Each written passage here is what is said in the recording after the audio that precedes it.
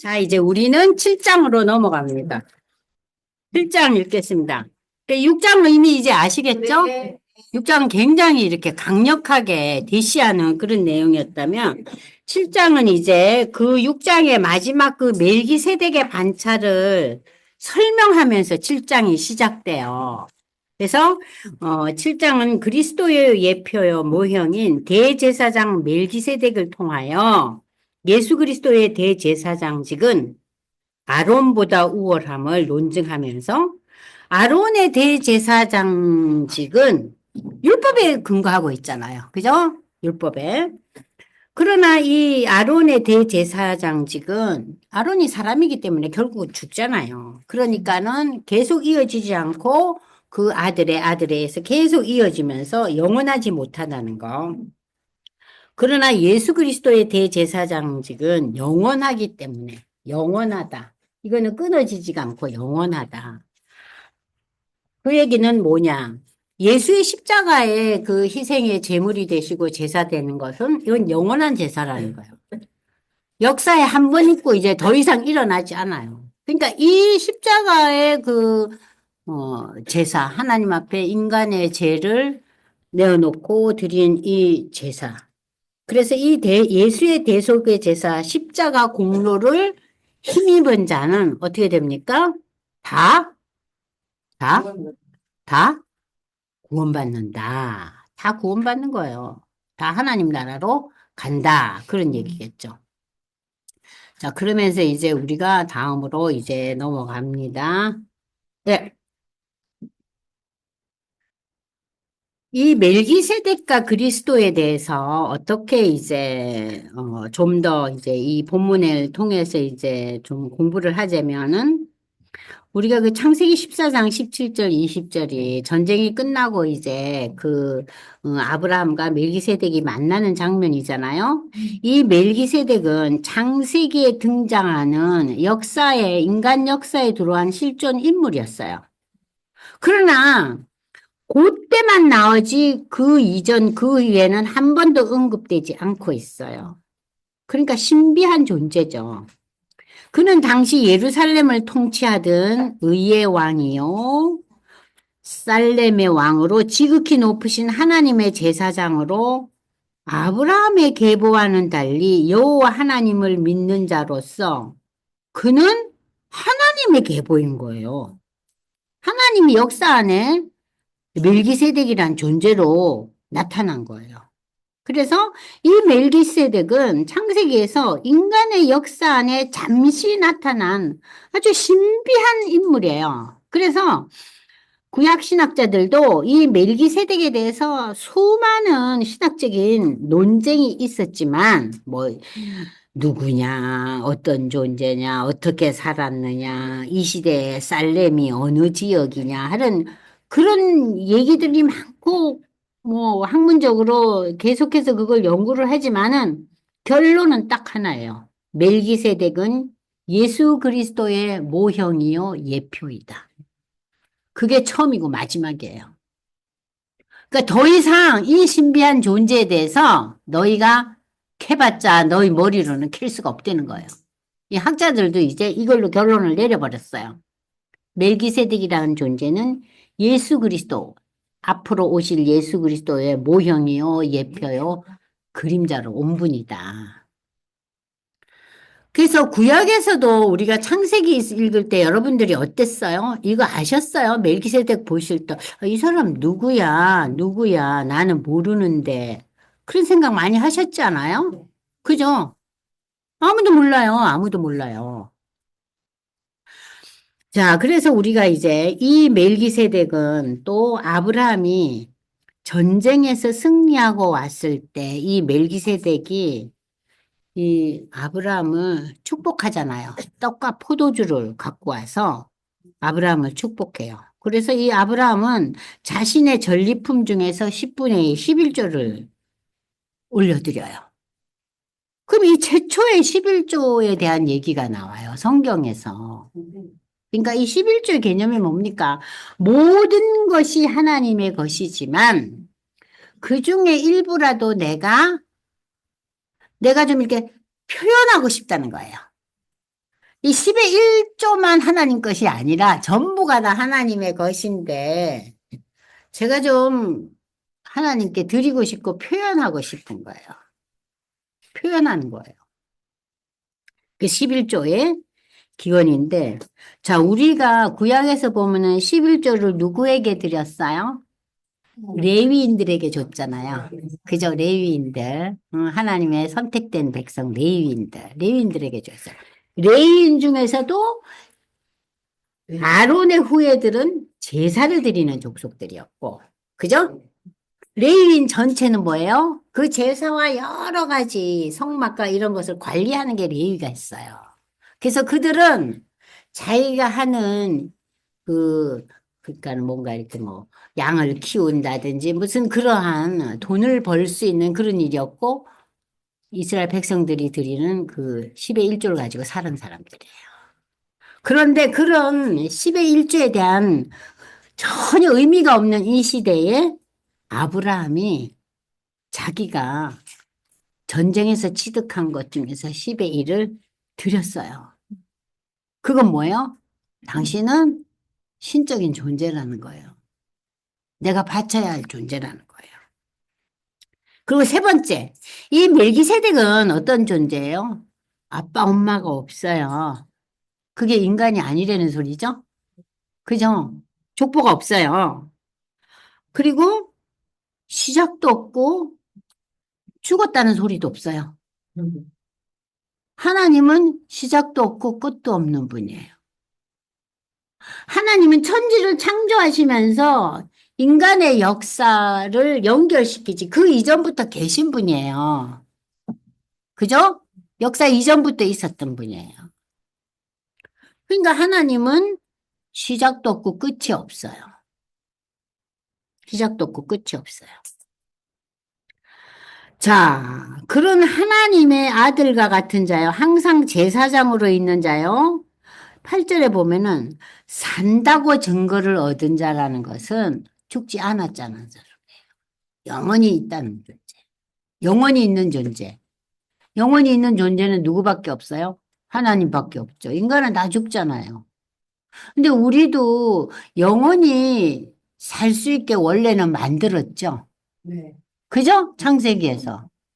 그잖아요. 그 창세기를요, 1장, 2장, 3장 읽어보시면 굉장히 오묘해요. 6날 동안 지으시고 7째 날 쉬라고 하셨네. 참 별의별 거 다 만들어 놓으시고 또 쉬라고 하셨네.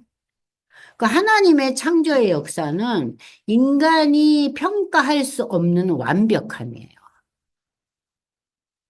인간의 역사는 끊임없이 변화되면서 인간 나름의 업그레이드가 지속되어 왔잖아요. 근데 하나님의 역사는 업그레이드가 없어요. 왜냐하면 완전하게 시작됐기 때문에. 그래서 우리도 그 하나님의 이미지를 가지고 태어나서 하나님처럼 살게 된 존재인데 어떻게 됐어요? 우리가 거부하잖아요.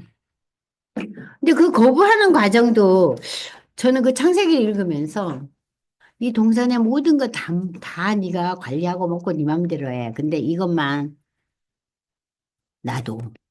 그게 뭐예요? 그게 선악과죠? 그 얘기는 선과 악에 대한 심판과 판단은 내 영역이라는 거예요. 하나님 영역이라는 거예요. 너는 심판할 존재가 아니라는 거예요. 너는 피조물이라는 거예요. 심판과 판단은 창조주인 나만 할 수 있다는 거예요. 그래서 거기에서 인간과 하나님의 그 한계를 거놓으셨어요. 근데 많은 분들이 어린아이들도 선악과에 대해서 많이 물어요. 그러면 쉽게 설명을 해주세요. 야, 하나님이 사람하고 똑같을 순 없잖아. 하나님과 인간의 구별점이요. 그 한계점이야. 네가 하나님은 아니잖아. 그 구별점이 뭐예요? 그것이 바로 선악과예요. 그 선악과를 먹고 우리가 심판하고 판단하면서 죄가 오는 거예요. 그죠? 선과 악을 심판하고 판단하면서 우리 인생이 어떻게 돼요? 꼬이고 힘들고 난리 법석이 떨어지는 거예요. 응. 심판하는. 그래서 사실은 그 판사나 검사나 변호사가 참 어려운 직업이에요. 그래서 우리 아이가 로스쿨을 가더니 그 톡의 맨 앞에 이사야 33장 말씀을 탁 써놨더라고요. 그래서 내가 이게 뭔가 하고 봤더니 하나님은 우리에게 로기버, 법을 주신 자고 하나님은 우리의 킹, 왕이시고 하나님은 우리의 구원자시다. 그게 딱 이사야서에 나오더라고요. 그래서 이제 33장 4절인지 하여튼 33장 읽어보세요. 이게 나와요. 그래서 아니 이걸 어떻게 알았냐 그랬더니 자기네 그 로스쿨 앞에 그게 딱 써 있대요. 그래서 그걸 보고 너무 감격스러워서 톡 앞에 그걸 딱 써놨더라고. 근데 요새는 그 인간법에 정신이 팔려가지고 하나님의 법에 관심이 좀 떨어져가지고 애미 속을 태우고 있어요. 그래도 기독교 학교인가 봐요, 그럼. 그 학교가 이제 그러니까는 그 법의 기초가 그러니까 성경이다 이거죠. 율법에 기초한 거다 이거죠. 율법에 기초한 거다. 그래서 그게 아주 그냥 굉장하게 이렇게 딱 있대요. 그 딱 학교 그 입구에다. 아까 33장 뭐랬어요? 33장 제가 4절인지 11절인지 기억이 안 나네 하여튼 33장에 나와요. 제가 나중에 보내드릴게요. 네. 자, 그래서 이제 여기 이제 우리가 읽어보시면은 지금 멜기세덱에 대한 설명을 계속하고 있습니다. 아, 제사장은 오지, 네, 33장 22절이요. 22절이에요. 네, 나오죠? 예. 법을 주신 자고, 그죠? 다 나오죠? 구원자고. 제사장은 오직 레위 지파 중에서도 아론과 후손들만 가능한데 멜기세덱은 레위 자손 있기 이전의 인물이고 11조는 레위인에게만 주는데 아브라함은 멜기세덱에게 11조를 드렸다. 이 모든 것이 뭘 증명합니까? 멜기세덱은 그냥 보통 인간의 세상에서 잠시 왔지만 인간이 아니라는 거죠. 그리고 결론 아까 제가 얘기했잖아요. 예수님은 영원히 멜기세덱의 반차를 쫓는 제사장이시다. 히브리서 저자는 예수님의 그 예표자로서 멜기세덱을 언급하고 있는데 예수님은 멜기세덱과 같은 대제사장으로 아론과 비교할 수 없는 분으로 이 아론의 대제사장은 뭐에 기초했다고요? 율법에 기초하였지만 대제사장의 죽음으로 이 아론의 대제사장은 영원히 지속될 수 없기 때문에 예수님의 대제사장님은 율법 이전에 멜기세덱의 반차를 쫓는 영원한 제사장이라는 거. 그러므로 멜기세덱은 영원한 대제사장 예수 그리스도를 예표하는 인물로 앞으로 오실 예수 그리스도의 그림자요 모형이요 예표이시다. 그게 결론이에요. 이제 확실히 아셨죠? 시험 봐도 되겠죠? 네? 우리 학기만 시험 볼게요. 딴 거 안 볼 거예요. 멜기세덱은 누구고? 멜기세덱은 예수님의 어떤 존재인가? 예수님의 예표자다. 오실 예수님을 미리 역사 속에서 보여줬다. 하나님께서. 응? 그래서 이 멜기세덱의 존재에 대해서 창세기에 시편에 히브리서에 딱 세 개가 이렇게 고리를 걸고 예수님의 그 존재에 대해서 설명하고 있는 거예요. 자, 그래서 이제 우리가 이제 7장을 제대로 읽어보겠습니다. 7장 보겠어요. 멜기세덱. 이 멜기세덱은 살렘 왕이여 지극히 높으신 하나님의 제사장이라 여러 왕을 쳐서 죽이고 돌아오는 아브라함을 만나 복을 빈 자라. 아브라함이 모든 것의 10분의 1을 그에게 나누어 주니라. 그 이름을 해석하면 먼저는 의의 왕이요 살렘 왕이니 곧 평강의 왕이요. 의, 이 공의. 살렘은 평화, 화평. 그러니까는 인간은 하나님과 연결되지 않으면 의와 화평을 누릴 수가 없는 거예요. 응? 인간의 의는 공의가 아니고 제가 뭐라 그랬어요? 정의의 수준인데 그 정의의 수준도 맨날 깨지잖아요. 그죠? 응? 아버지도 없고 어머니도 없고 족보도 없고 시작한 날도 없고 생명의 끝도 없어 하나님의 아들과 닮아서 항상 제사장으로 있느니라. 이 사람이 얼마나 높은가를 생각해보라. 조상 아브라함도 유대인들에게 가장 큰 인물이 누구예요? 아브라함. 우리가 아브라함의 후예라고 맨날 노래 부르잖아요. 거기에 얼마나 큰 프라이드를 갖고 있어요. 유대인들이. 근데 그 아브라함이 이 멜기세덱에게 축복을 받고 그리고 이 멜기세덱에 11조를 드린 존재야, 멜기세덱이. 근데 그 멜기세덱은 누구냐? 예수님을 예표하는 자야. 그런데 너희가 다시 예수를 떠나서 유대교로 돌아간다니 이게 말이 되냐? 그 소리예요. 자, 그러면서 레위의 아들들 가운데 제사장의 직분을 받은 자는 율법을 따라 아브라함의 허리에서 난 자, 허리에서 난 자라는 것은 뭐예요? 아브라함이 조상이라는 거예요. 아브라함의 계보라는 소리예요, 이 허리가. 자기 형제인 백성에게서 10분의 1을 취하라는 명령을 봐. 율법에 나오잖아요. 레위한테 너희가 가진 10분의 1을 드리라 그러잖아요. 레위 족복에 들지 아니한 멜기세덱. 족보가 아니죠. 그 족보는 생기지도 않은 시대인데. 멜기세덱은 아브라함에게서 10분의 1을 취하고 약속을 받은 그를 위하여 복을 빌어줬다. 축복해줬다. 그러므로 논란의 여지 없이라는 거예요. 말할 것도 없이 낮은 자가 높은 자에게 축복을 받지 않냐. 그러면 너희가 그렇게 우상숭배처럼 하는 믿음의 조상 아브라함이 멜기세덱 앞에서는 낮은 자 아니냐? 축복을 받았고. 아니, 멜기세덱한테 11조를 냈잖아. 그러면 이 멜기세덱이 신적인 존재 하나님 아니냐? 계속 강조하면서 설명하고 있는 거예요. 또 여기는 죽은 자들이 10분의 1. 죽은 자들은 뭐예요? 레위인들은 다 죽잖아요. 죽은 자들이 10분의 1을 받으나 저기는 산다고 증거를 얻은 자가 받았느니라. 자, 산다고 증거를 얻은 자. 영원히 죽지 않는 자잖아요. 멜기세덱은, 하나님은, 예수님은, 그죠? 그러니까 여러분들이 하나님, 멜기세덱, 예수님, 오! 한 가운데 이렇게 연결해서 여러분들이 머릿속에 딱 들어오잖아요. 자, 또한 10분의 1을 받은 레이도 아브라함으로 말미암아 10분의 1을 바쳤다고 할 수 있나니 이는 멜기세덱이 아브라함을 만날 때 레위는 이미 자기 조상의 허리에 있었습니다.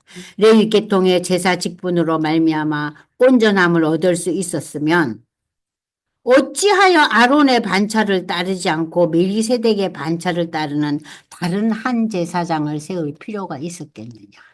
이긴 뭐예요?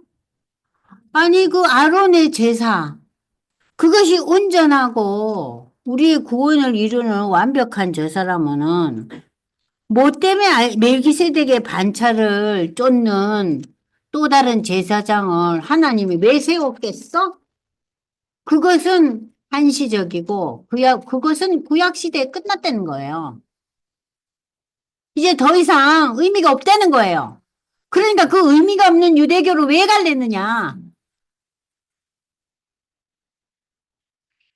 제사 직분이 바뀌어진 즉 율법도 바꿔지라. 이건 뭐냐면요.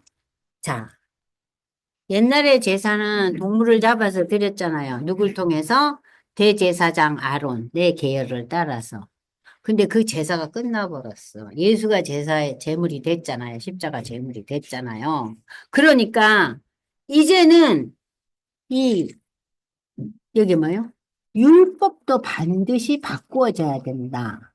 율법이 바꾸어진 게 복음이잖아요. 그죠? 옛날에는 유대인들에게 율법이 복음이에요. 율법을 받은 민족이 유대인이잖아요.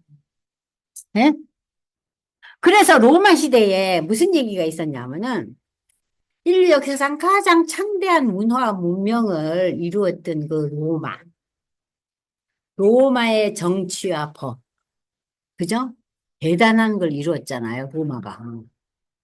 로마 시대의 정치와 법. 로마 이전이 누구 시대예요? 헬라 시대잖아요. 그 헬라 그리스 시대의 철학과 지혜. 그러면 그 시대 로마 시대도 철학과 지혜는 그리스를 바탕으로 했잖아요. 그잖아요? 그러고 난 뒤에 세 번째가 뭐냐? 유대인의 율법. 유대인의 율법. 유대인의 율법. 그러니까 유대인의 종교. 그 세 개가 역사 속에서 한데 어우러진 시대가 로마 시대. 그때 예수님이 오신 거예요. 다시 반복합니다. 로마 시대 때 지혜와 철학은 그리스를 배경으로 하고 있었어요. 그리고 로마 시대 때 그 법과 정치, 권력, 힘, 그죠? 근데 그 로마 시대 때 그 조그마한 유대 민족들이 그렇게 경배하고 대단한 법이라고 여겼던 그 유대 종교의 율법. 그 율법이 다음 다가오는 역사 속에서 기초가 된 거예요. 유대의 율법은 종교적으로. 로마의 법과 질서는 정치와 능력으로. 그리고 그리스의 지혜와 철학은 우리가 요즘 그렇게 많은 사람들이 흠모하는 인문학의 기초를 이루잖아요. 그 시대 속에서 누가 왔어요? 예수님이 오셨어요. 때 맞춰 오신 거예요. 왜냐하면 세상의 사람들이 이 세 가지에 다 몰입해 있었던 거예요. 와, 이게 최고라고. 그때 예수님이 오셔서 율법은 역할이 있다. 우리가 죄인인 것을 알게 해준다. 그러나 그 율법을 통해서 우리는 구원을 얻을 수 없다. 그게 로마서 아니에요. 응? 그 율법으로 우리는 구원을 받을 수가 없어요. 왜냐하면 율법을 다 못 지키니까. 율법을 지켜야지만 의인이 되잖아요. 그래서 율법의 역할을 바울이 얼마나 설명을 잘하고 있습니까? 율법은 우리가 죄인인 것을 알게 해줬네. 이것도 못하고 저것도 못하고 이래가지고 뭐 이래겠어. 그러니까 율법은 큰 역할은 하고 있어요. 그러나 우리의 구원과는 연결이 안 되는 거예요. 구원에 나가게 하는 징검다리 역할은 해요. 내가 죄인임을 깨닫게 하니까. 그렇지만 율법이 고루 구원은 아니라는 거죠. 그죠? 자, 그래서 이제 여러분 여기 보시면은 자, 제사 직분, 제사를 통한 하나님과의 그 화평의 그 모든 그 율법에 의거한 모든 것도 이제 바뀌어야 되지 않냐? 그게 복음 예수 그리스도다. 그게 복음 예수 그리스도다. 다시 말하자면 십자가의 희생의 제사다. 대속의 제사다. 그 얘기예요. 여러분들 평소에 이 12절을 읽었을 때 어떻게 읽으셨어요? 저는 이런 본문이 너무 어려운 거예요. 제사 직분이 바꾸어졌은즉 율법도 반드시 바꾸어지리라. 이게 뭔 소린가? 구약의 제사가 이제는 복음으로 바뀌었다는 얘기예요. 십자가의 예수의 희생의 제물로, 화목의 제물로 바뀌었다. 이것은 한 사람도 제단 일을 받들지 않는 다른 지파에 속한 자. 자, 보세요. 예수님은 레위 지파 아니잖아요? 다른 지파잖아요? 예수님은 어느 지파예요? 유다 지파예요. 그죠? 그 얘기예요. 유다 지파에 속한 예수를 가리켜 말한 것이다. 그 얘기입니다. 우리 주께서는 유다로부터 나신 것이 분명하도다. 이 지파에는 모세가 제사장들에 관하여 말한 것이 하나도 없고 멜기세덱과 같은 별다른 특별한 한 제사장이 일어난 것을 보니 더욱 분명하도다. 그러니까 역사에 그러니까 아브라함 이후의 조상의 시대가 레위와 제사의 시대가 열리기 이전에 하나님이 누굴 통해서 보여주셨어요? 멜기세덱을 통해서 이미 다 보여주고 계셨어요. 근데 유대인들은 또 많은 성도들이 모르는 거예요. 근데 지금 이 히브리서 기자가 얘기하고 있잖아요. 멜기세덱과 같은 특별한 한 제사장이 창세기 아브라함과 함께 나타나고 있지 않느냐. 레위 족속들, 제사장 족속 아론이 태어나기도 전에 그는 육신에 속한 한 계명의 법을 따르지 않냐고. 그는 뭐예요? 예수님은 육신을 다스리는 율법의 법을 따르지 아니하고 오직 불멸의 생명의 능력을 따라 되었으니 불멸의 생명의 능력이 어디서 옵니까? 십자가에서 오잖아요. 그래서 바울은 뭐라 그래요? 고린도전서에서 십자가에는 믿음의 사람들에게는 뭐예요? 하나님의 지혜와 하나님의 능력이라 그랬어요. 그러나 믿음 없는 유대인들과 이방인에게는 미련하고 꺼리끼는 거라 그랬어요. 수치스럽고 고통스럽고 저것은 너무 아니다는 거죠.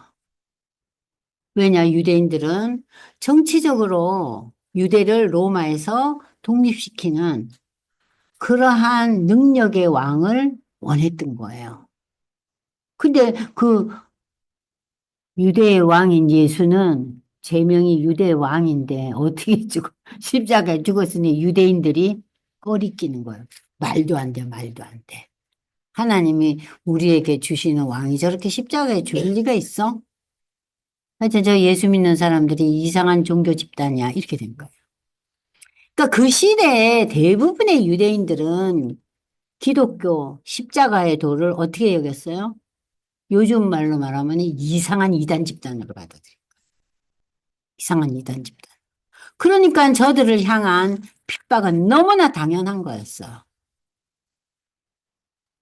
그래서 이 핍박에 견디지 못하게 하는 그 시대의 유대 그리스도인들에게 쓴 글이 히브리서기 때문에 그 구약적인 배경을 파악을 잘 못하면 이게 읽기가 어렵죠. 그러니까 율법과 복음, 구약의 역사와 신약의 예수를 계속해서 같이 설명하고 있는 거예요. 근데 그 중간에 누구를 이렇게 등장시켜서 설명해요? 멜기세덱을 등장시켜서 설명을 하고 있는 거예요. 그래서 이번 기회에 여러분들이 멜기세덱에 대한 이해를 졸업하시기 바래요. 네? 이제 졸업하셨죠? 안은숙 권사님. 고개를 끄덕끄덕 하셔요. 그래서 멜기세덱과 같은 별다른 한 제사장이 일어난 것을 보니 더욱 분명하도다. 그래서 가르쳐 주는 거예요, 지금. 응? 아브라함한테 축복하고 아브라함이 그분에게 11조를 드리지 않았냐. 그는 육신에 속한 한 계명의 법을 따르지 아니하고 오직 불멸의 생명의 능력을 따라 되었으니 그게 복음이죠. 증언하기를 내가 영원히 멜기세덱의 반차를 따르는 제사장이라 하였도다. 전에 있던 계명은 연약하고 무익함으로 패하고 전에 있던 계명 뭐예요? 십계명은 우리에게 뭔 역할이에요? 우리가 죄인임을 깨닫게 해주는 역할로 너무나 훌륭하고 귀하고 좋은 법이에요. 그러나 그 귀한 율법은 우리에게 구원을 제시하지는 못한다는 얘기예요. 그래서 율법을 통해서 우리는 아무것도 온전하게 못할지라 이건 뭐예요? 우리의 구원이 없다는 얘기예요. 자, 이에 더 좋은 소망이 생기니 이것으로 우리가 하나님께 가까이 나가냐. 아이고, 율법을 그러나 나는 죄인인 것밖에 깨닫지를 못하니 이제 이를 어쩌노. 이 죄인이 어찌 하나님 앞에 나아갈고. 그래서 우리는 맨날 또 옛날처럼 양 잡아 드리고 돈이 없으면 비둘기 바쳐야 되나, 응? 뭐 해야 되나, 응? 근데 우리에게 더 큰 소망을 주셨어요. 그게 예수의 십자가의 죽음과 예수의 다시 오심이라는 거예요. 또 예수께서 제사장 되신 것은 맹세가 없이 된 것이 아니니, 자, 이게 맹세가 된구나. 이 맹세라는 것은요, 약속이에요. 하나님의 약속. 하나님의 그 구원에 대한 약속은 제가 첫 시간에 얘기했죠. 창세기 3장 15절에 나오는 원시복음. 여자의 후손으로 올 자가 응? 마귀를 밟을 거라고 얘기하잖아요. 창세기 3장 15절. 응? 그러니까 예수님께서 제사장이 되신 것은 하나님의 약속에 의해서 된 거다 이거예요. 그들은 맹세 없이 제사장이 되었으니 자, 보십시오. 이 맹세라는 것은 무슨 율법에 의해서 된 거지만 하나님의 약속에 의해서 된 제사장이 아니잖아요. 아론의 후예들은. 오직 예수는 자기에게 말씀하신 이로 말미암아 맹세로 되신 것이, 맹세라는 말을 이해하기 어려우면 약속으로 옆에 쓰시고 이해를 하시면 돼요. 주께서 약속하시고 뉘우치지 아니하시니. 하나님은 아까 제가 뭐라 그랬죠? 거짓이 없으신 분. 하나님은 약속을 지키시는 분. 하나님은 하나님의 만든 약속에 대해서 뉘우친다는 건 뭐예요? 이랬다 저랬다 하는 거야. 아, 이거 잘못됐네. 달래줘야겠네. 그게 없다는 거예요. 네. 내가 영원히 제사장이라 하셨도다. 그러니까는 예수님이 오시기 전에 멜기세덱 창세기에 임했어요. 하나님의 첫 번째 부름받은 존재가 아브라함이잖아요. 아브라함 시대 때 멜기세덱이 왔어요. 그리고 이제 히브리서에 멜기세덱의 존재에 대한 설명을 하는 거예요. 얼마나 신비한 내용인지 몰라요, 이 히브리서가. 음. 근데 우리가 교회에서 히브리서를 많이 안 읽어요. 그죠? 설교도 여기 별로 많이 안 해요. 11장만 좀 하고. 그죠? 근데 그게 좀 안타까워요. 왜냐면은 율법과 복음에 대한 정확한 해석을 하고 정확히 구약과 신약을 연결을 짓고 아, 예수의 복음 십자가의 제사 이것이 확실해지게 하는 것이 히브리서예요. 신학적인 그 기본 그, 그 이론을 제시한 것은 로마서지만 역사의 현장 속에서 구약과 신약을 연결해 준 것은 히브리서거든. 그러니까 여러분들이 반드시 히브리서 읽어야 돼요. 네. 그래서 전에 있던 계명은 연약하고 무익함으로 패하고 율법은 아무것도 온전하게 못한데 이 하나님의 약속으로 된 이 제사장 멜기세덱의 후예가 예수라는 거예요. 이와 같이 예수는 더 좋은 언약의 보증이 되셨느니라. 더 좋은 언약이라는 것이 다른 말로 표현하면 새 언약이에요. 더 좋은 언약 밑에다 새 언약이라고 써놓으세요. 새 언약. 새 언약이 뭡니까? 새 언약이 바로 요한복음 3장 16절. 하나님이 세상을 이처럼 사랑하사 독생자를 주셨으니 저를 믿는 자마다 멸망치 않고 구원한다. 그 구원의 방법이 뭐였어요? 십자가란. 응? 더 좋은 언약에. 응? 역사 속에서 주셨는데 그 역사를 우리가 믿음이 없고 성령의 인도함 없이는 십자가는 뭐예요? 비참하고 수치스러운 죽음으로 다 꺼리는 거예요. 여러분 예수 믿기 전에 역사적인 예수에 대한 얘기는 가끔 듣잖아요. 우리가 신앙이 없어도. 그렇지만 십자가를 보면은 이거 뭔가 싶은 거예요. 그리고 또 교회를 나와서 이렇게 들을 때도 왜 하나님이 이렇게까지 죽여야 되나? 네? 역사상 가장 비참하고 수치스러운 죽음이 십자가의 죽음이잖아요. 근데 왜 이런 죽음을 통해서 이렇게 구원의 완성을 이루어 나가시나? 십자가의 죽음이 뭔가? 그러니까 아까 제가 얘기했잖아요. 그 로마 시대 때 법과 인간의 지혜와 그죠?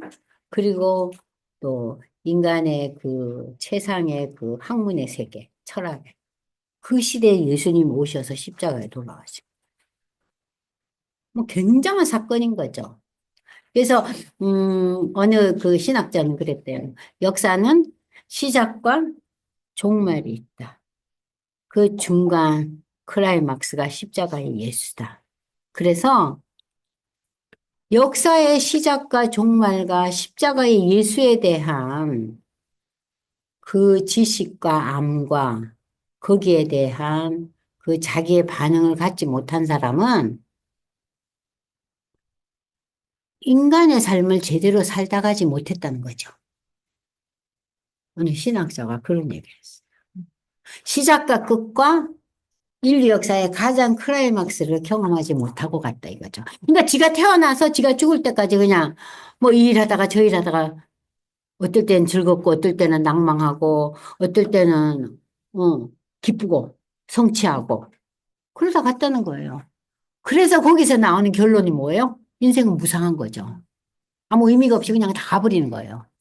역사 속에서 다 사라져간 존재들이잖아요. 그렇게 되면.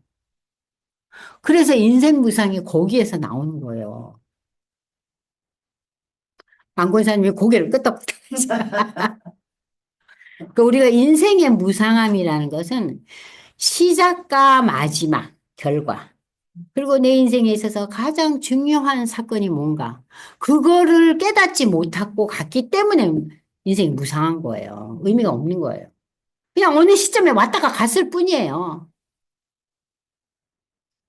근데 우리는 거기에서 시작이 무엇이고, 마지막이 무엇이고, 우리 역사의 제일 중요한 정말 획기적이고 클라이막스가 되는 사건이 뭐다. 그걸 우리가 알고 그것을 신앙을 갖게 됐다는 것이 이게 복이라는 거죠. 그게 복이라는 거예요. 그래서 저는 그 설교 들을 때 참 감격적이었어요. 당신은 성공적인 삶을 살았습니까? 할 때 그 성공은 인간의 역사의 시작과 마무리와 인간 역사의 클라이막스를 경험한 사람은 성공한 자예요. 복된 자예요. 그냥 저는 그 설교하고 끝낼래요. 그러시더라고요. 더 이상 할 말이 없으시대. 네.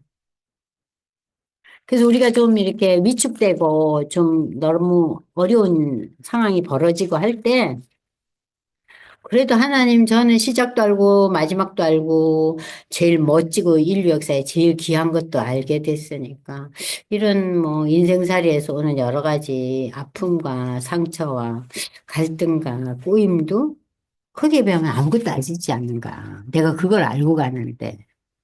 저는 기쁨으로 갑니다. 그리고 우리는 가야 되는 거예요. 좀 일찍 가거나 늦게 가거나. 그래서 저는 그 바람이 하나는 있어요. 아, 정말 그 치매 상황은 좀 안 누리고 갔으면 좋겠어요, 하나님. 그죠?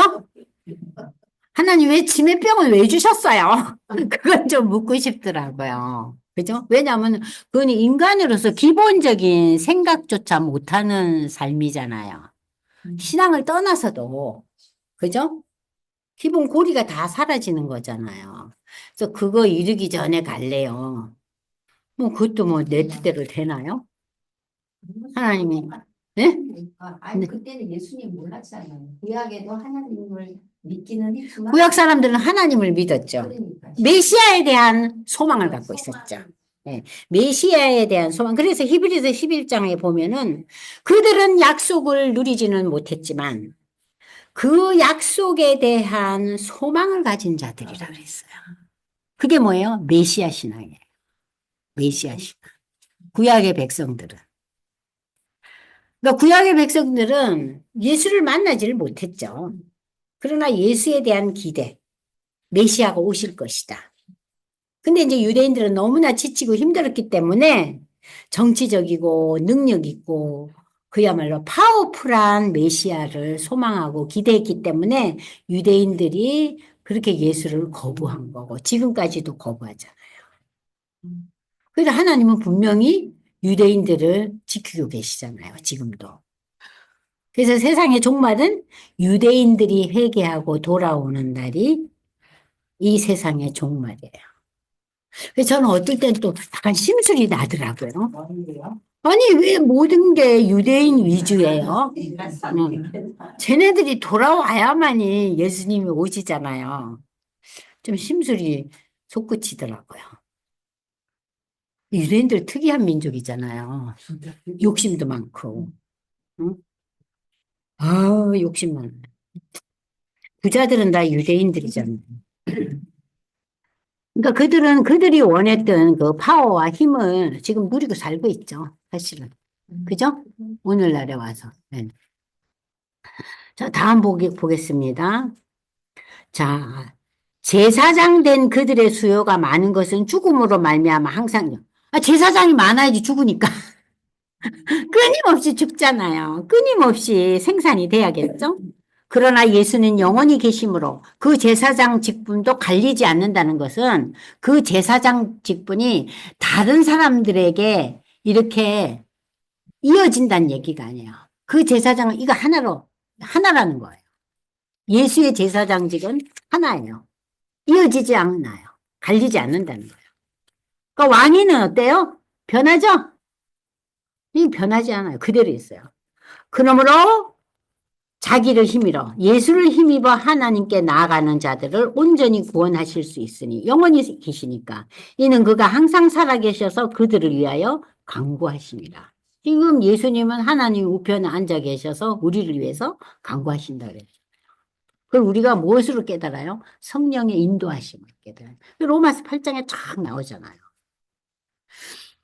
이러한 대제사장은 우리에게 합당하니 우리에게 알맞는 존재라는 거예요. 우리 죄인인 우리에게 이 예수가 대제사장인 것이 딱 맞아 떨어진다는 거예요. 누구도 할 수 없다는 거예요. 응? 그러니 거룩하고 악이 없고 더러움이 없고 죄인에게서 떠나 계시고 하늘보다 높이 되시니라. 하늘보다 높다는 것은요. 하나님보다 높다는 의미가 아니에요. 사람들이 높다는 의미를 하늘로 보잖아요. 그러니까 이것은 너희가 생각하는 것보다 더 높은 존재라는 거예요. 우리가 높은 것을 바라볼 때 뭘 봐요? 하늘을 보죠? 그 하늘보다 더 높은 존재라는 의미예요. 그는 저 제사장들이 먼저 자기 죄를 위하고 옛날에 대제사장들이 1년에 한 번씩 대속죄일에 제사 드릴 때 자기 죄를 위한 제사를 먼저 드려요. 백성을 위한 제사를 하기 전에. 왜냐? 자기도 죄인이니까. 그 제사를 하고 난 뒤에 백성들을 위한 속죄 제물을 올려요. 그런데 예수님은 아니죠. 다음에 백성의 죄를 위하여 날마다 제사 드리는 것 같을 그럴 필요가 없으니. 왜냐? 그가 단번에 자기를 드려 이르신데 그는 죄가 없으신 분이에요. 그러니까는 우리는 지금요. 십자가의 제물이 될 수 없는 존재들이에요. 왜냐하면은 흠이 있고 죄가 있기 때문에. 옛날의 양들은요. 흠이 있는 양, 뭐 전배기가 있다든지 뭐 다리가 무슨 하나가 어떻게 돼. 그건 절대 제물이 안 돼요. 그러니까 우리는 어때요? 제물이 될 수 없다.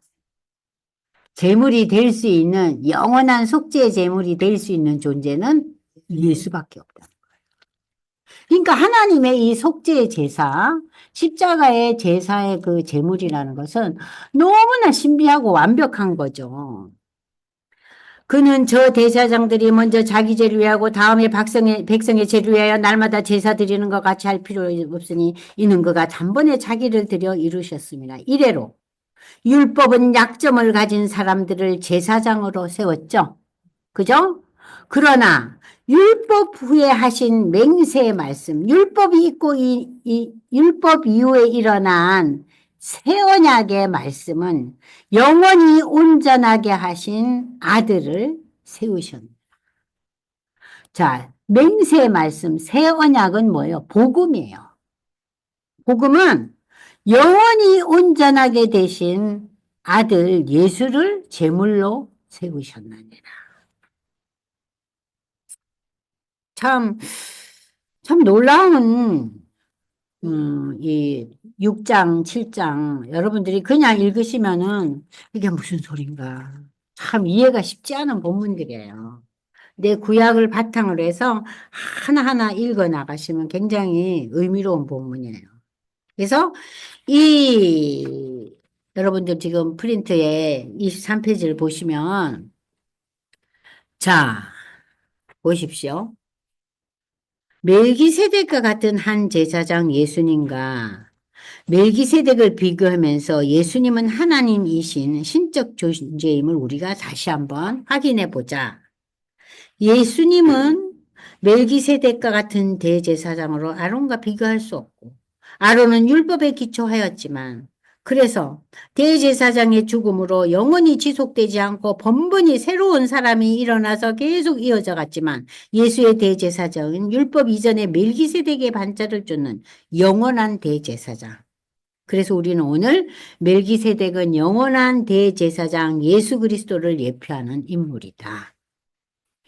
제사장은 오직 레위 지파에서 아론의 후손들만 가능한데 멜기세덱은 레위 이전의 인물이다. 자, 이제 복습이 되죠?